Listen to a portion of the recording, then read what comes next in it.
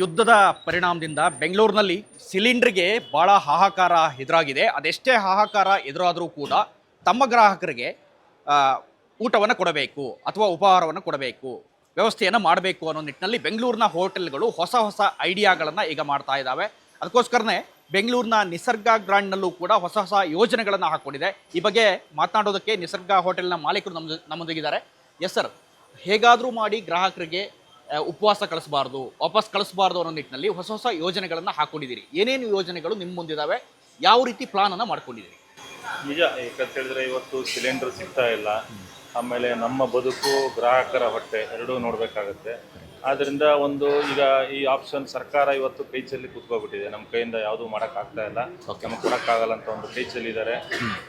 ಈಗ ನಾವು ಅದಕ್ಕೆ ಆಲ್ಟರ್ನೇಟ್ ಏನಾದರೂ ಒಂದು ಹುಡುಕಿ ನಾವು ನಮ್ಮ ಗ್ರಾಹಕರಿಗೆ ಒಂದು ಕೊನೆಯ ಹಂತದವರೆಗೂ ನಾವು ನಮ್ಮ ಕೈಯಲ್ಲಿ ಎಷ್ಟು ಸಾಧ್ಯವಾಗುತ್ತೋ ಅಷ್ಟು ಒಂದು ಆಹಾರ ಸಪ್ಲೈ ಮಾಡಬೇಕು ಅಂತ ಒಂದು ಯೋಚನೆ ಮಾಡಿದ್ವಿ. ಅದಕ್ಕೆ ಬೇರೆ ಬೇರೆ ಆದ ಯೋಚನೆಗಳು, ಈಗ ಇಂಡಕ್ಷನ್ ಸ್ಟವ್ಗಳನ್ನು ಕಾಫಿ ಕೌಂಟ್ರಿಗೆ ಒಂದು ಹಾಕಬೇಕು. ಯಾಕಂತೇಳಿ ಕಾಫಿ ಕೌಂಟ್ರಿಗೆ ಒಂದು ಅರ್ಧ ಸಿಲಿಂಡರ್ ಆದರೂ ಪರ್ ಡೇ ಬೇಕು. ಅಂದಾಜು ಒಂದು 8ರಿಂದ 9 kg, ಅದೊಂದು ಇಷ್ಟು ಸೇವ್ ಆಗುತ್ತೆ ಈ ಕರೆಂಟ್ ಯೂಸ್ ಮಾಡಿದಾಗ. ಜೊತೆಗೆ ನಮ್ಮ ಈ ಸ್ಟೀಮ್ ಬಾಯ್ಲರಿಗೆ 1 ಸಿಲಿಂಡರ್ ಬೇಕಾಗುತ್ತೆ, ಅಂದರೆ ಪ್ರತಿನಿತ್ಯ ಒಂದು 19 kg ಬೇಕಾಗುತ್ತೆ. ಅದನ್ನು ಹೇಗೆ ಅವಾಯ್ಡ್ ಮಾಡೋದು ಅಂತ ಹೇಳ್ಬಿಟ್ಟು ಅದಕ್ಕೆ ಇನ್ನೊಂದು ಆಲ್ಟರ್ನೇಟ್ ಎಲೆಕ್ಟ್ರಿಕಲ್ ಬಾಯ್ಲರ್ನ ಇವತ್ತು ಒಬ್ಬರಿಗೆ ಹೇಳಿಬಿಟ್ಟು ಅದನ್ನು ರೆಡಿ ಮಾಡಿದ್ದಾರೆ. ಅದು ಆ್ಯಕ್ಚುಲಿ ಒಂದು ಲ್ಯಾಂಡ್ರಿ ಪರ್ಪಸ್ ಇದೆ, ಅದು ಇದಕ್ಕಾಗುತ್ತಾ ಅಂತ ಅದನ್ನು ಒಂದು ಈಗ ಮಧ್ಯಾಹ್ನ ಇನ್ಸ್ಟಾಲ್ ಮಾಡಿಬಿಟ್ಟು ಅದನ್ನು ಚೆಕ್ ಮಾಡ್ತಾ ಇದ್ದೀವಿ. ಮತ್ತು ಈ ದೋಸೆ ಒಲೆಗೆ ಈ ನಮ್ಮ ಎಲೆಕ್ಟ್ರಿಕಲ್ಲಲ್ಲಿ ವರ್ಕ್ ಮಾಡ್ಬೋದಾ ಅಂತ ಒಂದು ಯೋಚನೆ ಮಾಡ್ತಾ ಇದ್ದೀವಿ. ಅದಕ್ಕೂ ಹೆಚ್ಚು ಕಮ್ಮಿ ಒಂದು 20 kg ಸಿಲಿಂಡರ್ ಬೇಕು. ಅದನ್ನು ಈ ಸದ್ಯ ಮಟ್ಟಿಗೆ ದೋಸೆ ಸ್ಟಾಪ್ ಮಾಡುವಂಥ ಒಂದು ಹಂತ ಬಂದಿದೆ. ಅದಕ್ಕೂ ಏನಾದರೂ ಒಂದು ಹೊಸ ಒಂದು ಟೆಕ್ನಾಲಜಿನ ಯೂಸ್ ಮಾಡಿಬಿಟ್ಟು ಆ ದೋಸೆ ಒಲೆ ಎಲೆಕ್ಟ್ರಿಕಲ್ಲೆಲ್ಲ ವರ್ಕ್ ಮಾಡುವಾಗೆ ಅದೊಂದು ಪ್ರಯತ್ನ ಮಾಡ್ತಾ ಇದ್ದೀವಿ. ಹೀಗಾಗಿ ಒಂದು 2.5 ಸಿಲಿಂಡರ್ನ ಕಡಿಮೆ ಮಾಡ್ಕೋಬೋದು. ಈಗ 5 ಸಿಲಿಂಡರ್ ನಮ್ಮ ಕನ್ಸಂಪ್ಷನ್ ಇದ್ದರೆ ಒಂದು 2.5 ಸಿಲಿಂಡರ್ನ ಕಡಿಮೆ ಆಗುತ್ತೆ ಅಂತ ಒಂದು ಪ್ಲಾನ್ ಮಾಡ್ತಾ ಇದ್ವಿ. ಜೊತೆಗೆ ಒಂದು ಡೀಸೆಲ್ ಬಾಯ್ಲರ್ ಅದು ಒಂದು ರೆಡಿ ಆಗ್ತಾ ಇದೆ, ಒಬ್ಬರು ಕಳಿಸ್ಕೊಡ್ತೀನಿ ಅಂತ ಹೇಳಿದ್ದಾರೆ. ಅದ್ರ ಬಗ್ಗೆನೂ ಒಂದು ಯೋಚನೆ ಮಾಡಿ ಯಾವ ರೀತಿ ವರ್ಕ್ ಮಾಡ್ಬೋದು ಅಂತ. ಯಾಕಂತೇಳಿ ಹಳೆ ಪದ್ಧತಿಯಲ್ಲಿ ಮಾಡೋದು ಭಾಳ ಕಷ್ಟ ಆಗುತ್ತೆ. ಕಟ್ಟಿಗೆಯಲ್ಲಿ ಮಾಡಬೇಕಾದ್ರೆ ಏನಾಗುತ್ತೆ, ನಮ್ಮ ಸ್ಟಾಫ್ಗಳು ಅದಕ್ಕೆ ಇನ್ನೂ ಒಪ್ಕೊಳ್ಬೇಕು. ಮತ್ತು ಅವ್ರಿಗೆ ಈಗ ಒಂದು ಹೊಸ ಜನ್ರೇಷನಲ್ಲಿ ಅಡುಗೆ ಮಾಡಿದವರು ಅದರಲ್ಲಿ ಅಡುಗೆ ಮಾಡಲ್ಲ, ಅವ್ರಿಗೆ ಗೊತ್ತಾಗಲ್ಲ, ಬೇಯೋ ಹಂತ ಗೊತ್ತಾಗಲ್ಲ. ಇದೆಲ್ಲ ಒಂದು ಸಮಸ್ಯೆ ಇದೆ. ಈ ರೀತಿಯಾಗಿ ಒಂದು ಹೊಸ ಒಂದು ಟೆಕ್ನಾಲಜಿ ಅವ್ರ ಜೊತೆ ಮಾತಾಡಿಬಿಟ್ಟು ಒಂದು ವರ್ಕೌಟ್ ಮಾಡ್ತಾ ಇದೀವಿ. ಇದೆಲ್ಲದೂ ಕೂಡ ಒಂಥರ ಚಾಲೆಂಜ್ ಅಂತ ಅನಿಸ್ತಾ ಇದೆಯಾ? ಈಗ ಹೊಸ ಒಂದು ಉದ್ಯಮದಲ್ಲಿ ನಾವೀಗೆಲ್ಲ ಒಂದು ಸೆಟಪ್ ಮಾಡಿ ಒಂದು ಕೂತ್ಕೊಂಡಿದ್ವಿ. ಈಗ ಒಂದು ಈ ರೀತಿಯಾದ ಒಂದು ಕ್ರೈಸಿಸ್ ಬಂದಾಗ ಏನು ಮಾಡಬೇಕು, ಏನಾದರೂ ಒಂದು ಹೊಸದು ಮಾಡಬೇಕು ಅಂತ ನಮ್ಮ ಮನಸ್ಸಲ್ಲಿ ಬಂದ್ಬಿಟ್ಟಿದೆ. ಈ ಸರ್ಕಾರ ನಮ್ಗೆ ಸಿಲಿಂಡರ್ ಕೊಡಲ್ಲ ಅಂತ ಹೇಳ್ತಾ ಇದ್ರು. ಇಷ್ಟು ದಿವಸ ಬಂದು ಸಿಲಿಂಡರ್ ತಗೊಳ್ಳಿ, ನೀವು ಕಡೆಗೆ ಯೂಸ್ ಮಾಡಬೇಡಿ, ನೀವು ಇದರಲ್ಲಿ ಮಾಡಿ, ಇದು ಅನುಕೂಲ ಆಗುತ್ತೆ, ಪೊಲ್ಯೂಷನ್ ಆಗುತ್ತೆ, ಪೊಲ್ಯೂಷನ್ ಕಂಟ್ರೋಲ್ ಮಾಡ್ಬೋದು, ಗ್ಯಾಸಿಂದ ತುಂಬ ಸೇಫ್ಟಿ ಇದೆ ಅಂತ ಹೇಳ್ತಾ ಇದ್ರು. ಮತ್ತೆಲ್ಲ ಈ ರೀತಿ ಯೂಸ್ ಮಾಡಿ, ಗ್ಯಾಸ್ ಯೂಸ್ ಮಾಡಿ ಅಂತ ಇದ್ರು. ಈಗ ಗ್ಯಾಸೇ ಕೊಡಲ್ಲ ಅಂತಿದ್ದಾರೆ. ಈ ರೀತಿಯಾದ ಒಂದು ಸಂದರ್ಭದಲ್ಲಿ ನಾವು ಒಂದು ಹೊಸ ಚಾಲೆಂಜನ್ನು ತಗೊಂಡು ಈ ರೀತಿಯಾಗಿ ಏನಾದರೂ ಒಂದು ಮಾಡಬೇಕು ಅಂತ ಒಂದು ಚಾಲೆಂಜ್, ಅದನ್ನು ಸಾಲ್ವ್ ಮಾಡೋಣ ಅಂತೇಳಿ. ಅಲ್ಲ, ನಿಸರ್ಗ ಗ್ರ್ಯಾಂಡ್ ಯಾವಾಗಲೂ ಆ ರೀತಿ ಚಾಲೆಂಜನ್ನು ಮಾಡುತ್ತೆ, ನಾವು ಕೂಡ ಹಿಂದೆ ನೋಡ್ಕೊಂಡು ಬಂದಿದ್ದೀವಿ. ಸೊ ಈಗ ಇದು ಅಂದರೆ ಟ್ರೈನ್ ಮಾಡಬೇಕಾದ ಪರಿಸ್ಥಿತಿ ಕೂಡ ಇದೆ. ಕೆಲಸಗಾರರಿಗೆ ಕೆಲವು ಯೂಸ್ ಮಾಡೋಕ್ಕೆ ಬರಲ್ಲ, ಆ ರೀತಿ ಇಲ್ಲ. ಹೌದು, ನಿಜ. ಯಾಕಂತ ಹೇಳಿದ್ರೆ ನಮಗೊಂದು ಹೊಸ ಸೆಟಪ್ಪಲ್ಲಿ ಹೊಸ ಕಿಚನ್ ಸೆಟಪ್ಪೇ ಚೇಂಜ್ ಮಾಡಬೇಕಾಗುತ್ತೆ. ಯಾಕಂತ ಹೇಳಿದ್ರೆ ನೀವು ಎಲೆಕ್ಟ್ರಿಕಲ್ ಒಲೆ ಬಂದಾಗ ಆ ಒಲೆ ಸೈಡಿಗೆ ಹೋಗುತ್ತೆ. ಆಮೇಲೆ ಈ ಸ್ಟೀಮ್ ಬಾಯ್ಲರ್ ಇದೆಯಲ್ಲ, ಇದಕ್ಕೂ ಒಂದಿಷ್ಟು ಕಾಸ್ಟ್ ಆಗುತ್ತೆ. ಒಂದು ಮಿನಿಮಮ್ 1 ಲ್ಯಾಕ್ವರೆಗೂ ಬರುತ್ತೆ. 80,000 70,000 ಗೊತ್ತಿಲ್ಲ, ಅದು ಇನ್ನೂ ಜಸ್ಟ್ ಟ್ರೈ ಮಾಡ್ತಾ ಇದೀವಿ, ಅದಕ್ಕೆ ಇನ್ನೂ ಫೈನಲ್ ರೇಟ್ ಹೇಳಿಲ್ಲ. ಆಮೇಲೆ ನಿಮಗೆ ಎಲೆಕ್ಟ್ರಿಕಲ್ಲು ದೋಸೆ ಒಲೆ ಅದಕ್ಕೂ ಒಂದು ಹೆಚ್ಚು ಕಮ್ಮಿ ಸಿಸ್ಟಮೇ ಚೇಂಜ್ ಮಾಡೋದು, ಅದು ಒಂದು 3ರಿಂದ 4 ಲಕ್ಷ ರೂಪಾಯಿವರೆಗೆ ಬರುತ್ತೆ. ಈ ರೀತಿಯಾದ ಒಂದು ನಮಗೆ ಎಕ್ಸ್ಟ್ರಾ ಇನ್ವೆಸ್ಟ್ಮೆಂಟ್ ಅಂತಲೂ ಆಗುತ್ತೆ. ಎಕ್ಸ್ಟ್ರಾ ಇನ್ವೆಸ್ಟ್ಮೆಂಟ್ ಮಾಡಬೇಕು, ಮತ್ತು ಬೆಲೆ ಏರಿಕೆ ಕೂಡ ಅನಿವಾರ್ಯ ಆಗುತ್ತೆ ಅಂತ ಸಂದರ್ಭದಲ್ಲಿ. ಈಗ ನಾವು ಫಸ್ಟು ನಮ್ದು ಈಗ ಏರಿಕೆ ಬಗ್ಗೆ ಹೆಚ್ಚಾಗಿ ನಾವು ಈಗ ಒಂದು ಜನರಿಗೆ ಒಂದು ಸರ್ವಿಸ್ ಕೊಡಬೇಕು ಅನ್ನೋದೇ ಯೋಚನೆ. ಜನರಿಗೆ ಆಹಾರ ಇರೋದು, ಫುಡ್ ಸಿಗುತ್ತೆ ಇಲ್ವೋ. ಬೆಂಗಳೂರಲ್ಲಿ ಸುಮಾರು 1.25 ಕೋಟಿ ಜನ ಈ ನಮ್ಮ ಹೋಟೆಲ್ ಉದ್ಯಮ, ಕ್ಯಾಟ್ರಿಂಗ್ ಉದ್ಯಮ ಎಲ್ಲ ಅವಲಂಬಿತರಾಗಿದ್ದಾರೆ. ಅವರಿಗೆ ಈಗ ಜನರಿಗೂ ಈಗ ಅದರ ಈ ಉದ್ಯಮದ ಬಗ್ಗೆ ಒಂದು ಅವೇರ್ನೆಸ್ ಬರ್ತಾ ಇದೆ, ಗೊತ್ತಾಗ್ತಾ ಇದೆ. ಏನಪ್ಪ, ಹೋಟ್ಲರ್ ದುಡ್ಡು ತಗೊಳ್ತಾರೆ, ನಮ್ಗೆ ಫುಡ್ ಕೊಡ್ತಾರೆ ಅನ್ನೋದಿತ್ತು. ಈಗ ದುಡ್ಡು ಕೊಡ್ತೀವಿ ಅಂದ್ರೆ ಫುಡ್ ಸಿಗಲ್ಲ ಅಂದಾಗ ಅವರಿಗೆ ಒಂದು ಏನಾಗುತ್ತೆ, ಯಾವ ರೀತಿ ಒಂದು ಬೆಳಿಗ್ಗೆಯಿಂದ ಸಂಜೆವರೆಗೂ ಒಂದು ಸರ್ಕಸ್ ಮಾಡಿ ಒಂದು ಇಡ್ಲಿ ಕೊಡ್ತಾರೆ ಅಂತ. 50 ರೂಪಾಯಿ ಕೊಡ್ತೀನಿ ಅಂದ್ರು ಮನೇಲಿ ಇಡ್ಲಿ ಮಾಡಿ ಅಂದ್ರು ಮನೆಯವ್ರು ಮಾಡಲ್ಲ. ನನ್ನ ಹತ್ರ 50 ರೂಪಾಯಿ ನೋಟಿದೆ, ಒಂದು ಇಡ್ಲಿ ಮಾಡಂದ್ರೆ ಆಗಲ್ಲ. ಯಾಕಂದ್ರೆ ಬೇಯಿಸಿ ಅದನ್ನೆಲ್ಲ ಈ ಒಂದು ಪ್ರೋಸೆಸ್ಸಲ್ಲಿ ಮಾಡಬೇಕಾಗುತ್ತೆ. ಅದೇ ರೀತಿಯಲ್ಲಿ ಈಗ ಜನರಿಗೂ ಒಂದು ಗೊತ್ತಾಗ್ತಾ ಇದೆ ಯಾವ ರೀತಿ ಕಷ್ಟ ಆಗುತ್ತೆ ಏನು ಅಂತ ಹೇಳ್ಬಿಟ್ಟು ಆದಷ್ಟು ಈ ಚಾಲೆಂಜನ್ನು ಸರಿ ಮಾಡೋಣ, ಒಂದು ಕರೆಕ್ಟ್ ಹಂತಕ್ಕೆ ತರಬೇಕು ಅಂತ ನಮ್ಗೆ ಯೋಚನೆ ಇದೆ. ನೀವು ಕೂಡ ಇದನ್ನು ಚಾಲೆಂಜ್ ಆಗಿ ತಗೊಳ್ಕೊಳ್ತಾ ಇದ್ದೀರಿ, ಯಾಕೆಂದರೆ ಹೋಟೆಲ್ ಉದ್ಯಮ ಅಗತ್ಯ ಸೇವೆ ಅಡಿಯಲ್ಲಿ ಬರುತ್ತೆ. ಜನರಿಗೆ ಸೇವೆ ಕೊಡಬೇಕು ಅನ್ನೋದು ಒಂದು ಕಡೆ, ಸರ್ಕಾರದಿಂದ ಸಪೋರ್ಟ್ ಸಿಗ್ತಾ ಇಲ್ಲ ಅಂತ ಹೇಳ್ತಾ ಇದ್ದೀರಿ. ಏನು ಹೇಳ್ತಾರೆ, ನಿಮ್ಮ ಮನವಿಗೆ ಏನು ಹೇಳ್ತಾರೆ ಸರ್ಕಾರ ಅವರೇ ಹಾಗೆ ತಿಳ್ಕೊಬೇಕು. ಯಾಕಂತ ಹೇಳಿದ್ರೆ ಇವತ್ತು ನೀವು ಯಾವುದೇ ಒಂದು ಸರ್ಕಾರ ಸಭೆ ಸಮಾರಂಭ ಆದ ತಕ್ಷಣ ನಿಮಗೆ ಕಾಫಿ ಬರಲಿ, ಟೀ ಬರಲಿ, ಅಲ್ಲಿ ಹೇಳ್ರಿ ನಿಸರ್ಗ ಹೋಟ್ಲವ್ರಿಗೆ ಹೇಳಿ ಕಳಿಸ್ತಾರೆ, ಇಲ್ವಾ ಯಾವುದೋ ನಮ್ಮ ಇನ್ನೊಂದು ಹೋಟ್ಲಿಗೆ ಹೇಳಿ ಕಳಿಸ್ತಾರೆ ಅಂತ ಹೇಳ್ತಾರೆ. ಅವ್ರಿಗೇನಾಗುತ್ತೆ, ದುಡ್ಡು ಕೊಟ್ಟ ತಕ್ಷಣ ಅದೆಲ್ಲ ಬಂದ್ಬಿಡುತ್ತೆ ಐಟಮ್.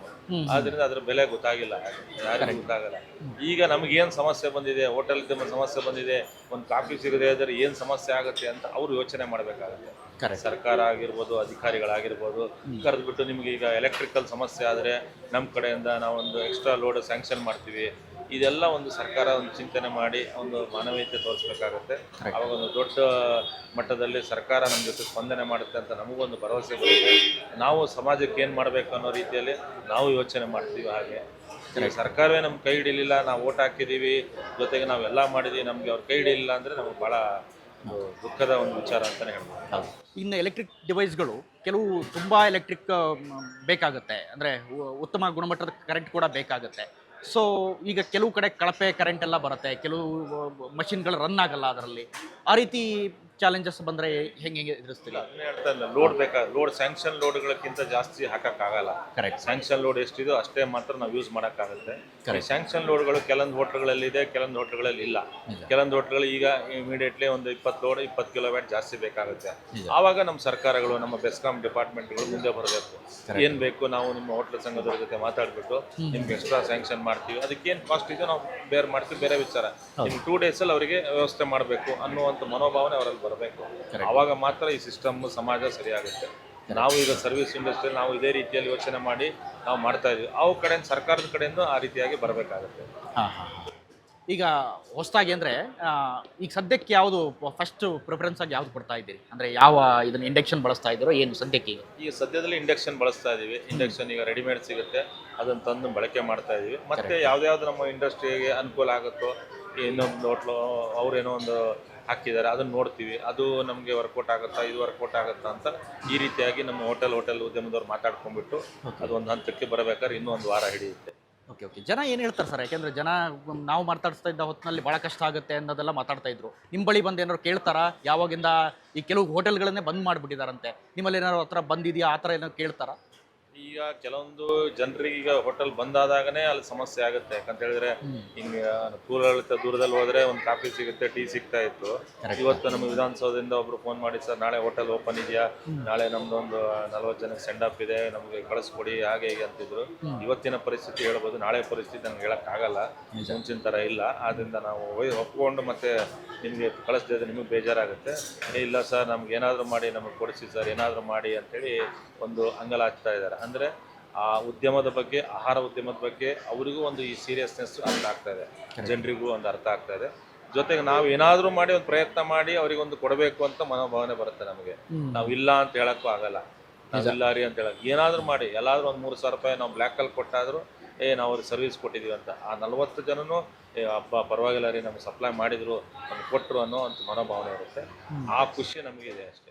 ಕರೆಕ್ಟ್. ಕೊರೋನಾ ಸಂದರ್ಭದಲ್ಲೂ ಕೂಡ ಅಗತ್ಯ ವಸ್ತುಗಳಿಗೆ ಭಾಳ ಹಾಹಾಕಾರ ಇದ್ರಾಗ ಜನ ಒಂದು ರೀತಿ ಪರಿಪಾಟ್ಲು ಅನುಭವಿಸಿದ್ರು. ಈಗ ಮತ್ತೆ ಅಗೈನ್ ಹೋಟೆಲ್ಗಳು ಪ್ರಮುಖವಾಗಿ ಅನುಭವಿಸ್ತಾ ಇದೆ ಪರಿಸ್ಥಿತಿ ಅಂತ. ಹೌದು, ಯಾಕಂದರೆ ಕೊರೋನಾ ಸಂದರ್ಭದಲ್ಲೂ ಹೋಟೆಲ್ಗಳನ್ನು ಕ್ಲೋಸ್ ಮಾಡಲಿಲ್ಲ. ಮಾನ್ಯ ಪ್ರಧಾನಮಂತ್ರಿಗಳು ಎಲ್ಲ ಬಂದ್ ಅಂತ ಹೇಳಿದಾಗ ಆಸ್ಪತ್ರೆ ಮತ್ತು ಹೋಟೆಲ್ ಇದೆರಡೂ ಬಂದ್ ಮಾಡಲಿಲ್ಲ. ಯಾಕಂತ ಹೇಳಿದ್ರೆ ಈ ಉದ್ಯಮ ಪಾರ್ಸಲ್ ಕೊಡಬೇಕು ಅಂತ ವ್ಯವಸ್ಥೆ ಮಾಡ್ತು. ಯಾಕಂದ್ರೆ ತುಂಬ ಜನ ಮಾಧ್ಯಮ ಮಿತ್ರರಾಗಿರ್ಬೋದು, ತುಂಬ ಜನ ನಿಮಗೆ ಈ ಆಸ್ಪತ್ರೆ ಸಿಬ್ಬಂದಿ ಆಗಿರ್ಬೋದು, ಪೊಲೀಸ್ನವರಾಗಿರ್ಬೋದು, ಅವರೆಲ್ಲ ಕೆಲಸ ಮಾಡ್ಬೇಕಾದ್ರೆ ಫುಡ್ ಬೇಕಿತ್ತು. ಮೊದಲ 2 ದಿವಸ ಪರಿಪಾಟ್ಲು ಪಟ್ಬಿಟ್ರು. ಮೊದಲ 2 ದಿವಸ ಎಲ್ಲರೂ ಒಂದು ರೀತಿ ಕಾರ್ಮಿಕರು ಬೇರೆ ಬೇರೆ ಹೋದ್ರು, ಎಲ್ಲರಿಗೂ ಅವಾಗ ಅರ್ಥ ಆಗ್ಬಿಡುತ್ತೆ 2 ದಿವಸದಲ್ಲಿ. ನನಗೆ ಫೋನ್ ಮಾಡಿಬಿಟ್ಟು BBMP ಕಮಿಷನರ್, ಆವಾಗ ನಮ್ಮ ಇವರಿದ್ರು ಒಬ್ಬರು ಸ್ನೇಹಿತರು, ಅವ್ರು ಫೋನ್ ಮಾಡಿಬಿಟ್ಟು ಏನಾದರೂ ಮಾಡಿ ನನಗೆ ಸಂಜೆ ಒಳಗೆ ಒಂದು 100 ಜನಕ್ಕೆ ಊಟ ಕೊಡಿ, ವಾರ್ ರೂಮ್ ನಾವು ಓಪನ್ ಮಾಡ್ತಾ ಇದೀವಿ ಅಂತ. ನಮ್ಮ ಹುಡುಗರೆಲ್ಲ ಓಡೋಗ್ಬಿಟ್ಟಿದ್ರು. ಆವಾಗ ನಮ್ಮ ಆಹಾರ ಉದ್ಯಮದ ಬಗ್ಗೆ ಅವ್ರಿಗೆ ಅರ್ಥ ಆಗಿರ್ಬೇಕು. ಬಟ್ ಮತ್ತೆ ಅಗೇನ್ ಕಾಂಪಿಟೇಷನಲ್ಲಿ ಯಾರಾದರೂ ಒಬ್ರು ಸಪ್ಲೈ ಮಾಡ್ತಾರೆ, ಮತ್ತೆ ಅವ್ರಿಗೆ ಆ ಮೈಂಡಲ್ಲಿ ಹೋಗ್ಬಿಡುತ್ತೆ. ಈ ರೀತಿಯಾಗಿ ನಾವು ಒಂದು ಸರ್ವಿಸ್ ಮಾಡ್ತಾ ಇದ್ದೀವಿ. ಆದ್ದರಿಂದ ಈ ಒಂದು ಜನರ ಹಿತದೃಷ್ಟಿ ಇಟ್ಕೊಂಡು ಮಾಡುವಂಥ ಒಂದು ಸೇವೆ ಇದು. ಆದ್ದರಿಂದ ನಮ್ಮ ಕೈಲಿ ಎಷ್ಟು ಸಾಧ್ಯವಾಗುತ್ತೋ ಅಷ್ಟರವರೆಗೂ ನಾವು ಕೊನೆ ಡ್ರಾಪ್ ಅಂದರೆ ನೀವು 1 kg ಸಿಲಿಂಡರ್ ಇರೋವರೆಗೂ ನಾವು ಸರ್ವಿಸ್ ಕೊಡ್ತೀವಿ. Thank you so much sir. ಕೊನೆ ಹಂತದವರೆಗೂ ನಾವು ಪ್ರಯತ್ನವನ್ನು ಮಾಡ್ತೀವಿ. ಸಿಲಿಂಡರ್ ಕೊನೆ ಹಂತ 1 kg ಇದ್ದರೂ ಕೂಡ ಅಲ್ಲಿವರೆಗೂ ನಾವು ಸೇವೆಯನ್ನು ಕೊಡ್ತೀವಿ. ಹೋಟೆಲ್ ಉದ್ಯಮ ಅನ್ನೋದು ಅಗತ್ಯ ಸೇವೆಗಳ ಅಡಿಯಲ್ಲಿ ಬರುತ್ತೆ.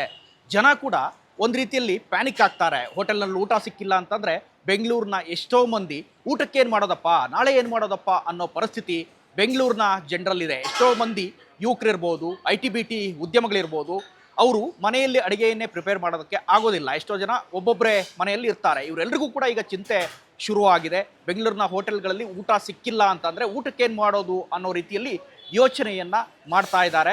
ಇದಕ್ಕೆ ಬೆಂಗಳೂರಿನ ಹೋಟೆಲ್ಗಳು ಹೊಸ ಹೊಸ ಯೋಚನೆಗಳನ್ನು ಹಾಕೊಂಡಿದ್ದಾವೆ. ಇಂಡಕ್ಷನ್ ಸ್ಟವ್ಗಳನ್ನು ಬಳಸ್ತಾ ಇದ್ದಾವೆ. ಹಾಗೆ ಎಲೆಕ್ಟ್ರಿಕ್ ಡಿವೈಸ್ಗಳನ್ನು ಬಳಸಿ ಅಡುಗೆ ಮಾಡೋದಕ್ಕೆ ಕೊನೆ ಹಂತದವರೆಗೂ ನಾವು ಪ್ರಯತ್ನವನ್ನು ಮಾಡ್ತೀವಿ ಅನ್ನೋ ಮಾತನ್ನು ಹೇಳ್ತಾ ಇದ್ದಾರೆ. ಕ್ಯಾಮ್ರಾ ಪರ್ಸನ್ ಮಲ್ಲಿಕಾರ್ಜುನ್ ಜೊತೆ ಜಗದೀಶ್, ಸುಮನ್ TV, ಬೆಂಗಳೂರು.